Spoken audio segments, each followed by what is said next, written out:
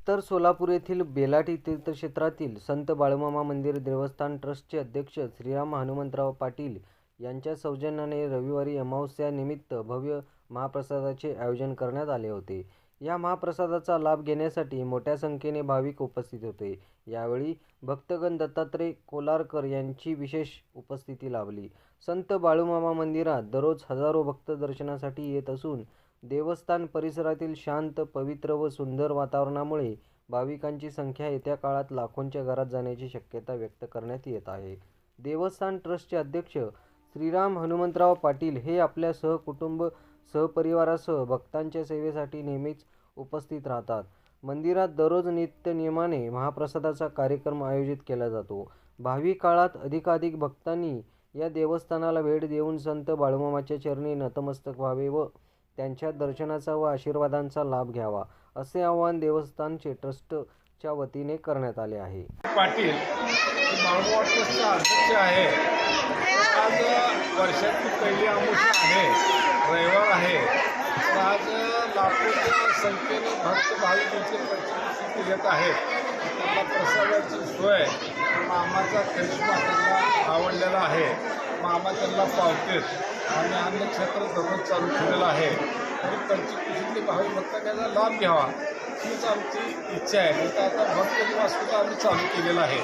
म्हणजे 10 खोल्या भक्त निवासमधल्या बांधलेल्या आहेत काय।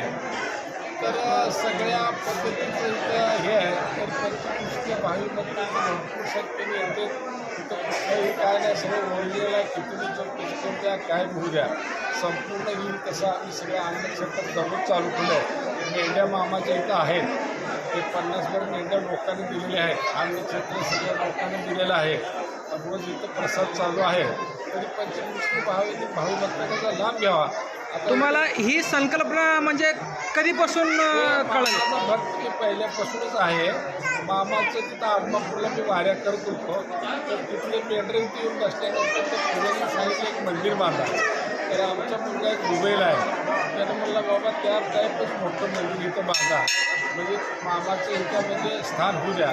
मामाने इथं भेट देऊन सगळं म्हणजे इथं आता सध्या मामा इथं आलेत असे करिश्मा होते। मामाला सगळं काय असेल की मामाला सांगायचं, असं आमचं म्हणणं आहे।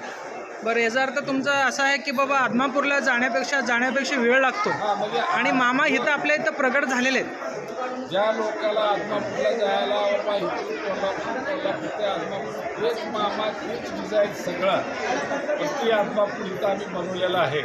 तर मामालाच काय असेल तर संकट सांगणे, मामाला इथे संपूर्ण मामा इथं पावतीत लोकाला अशा ह्याला त्यांची इथं बहुत व्हायला लागलेली आहे। आणि पंचकृषीच्या भावी भक्तांनी हे करायचं। आता आम्ही प्रति अयोध्या असं एक मंदिर आम्ही बांधायचा आमचा मानस आहे। तिथे एक मी रेवणसिद्ध श्रीमंत सिंगराव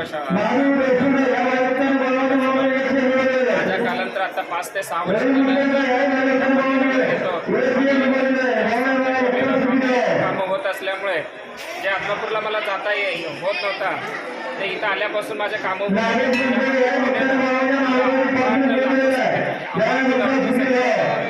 उपस्थित भक्तांनी रोज येतात, ते त्यांचंही मनपूर्ण काम झालेले असतील।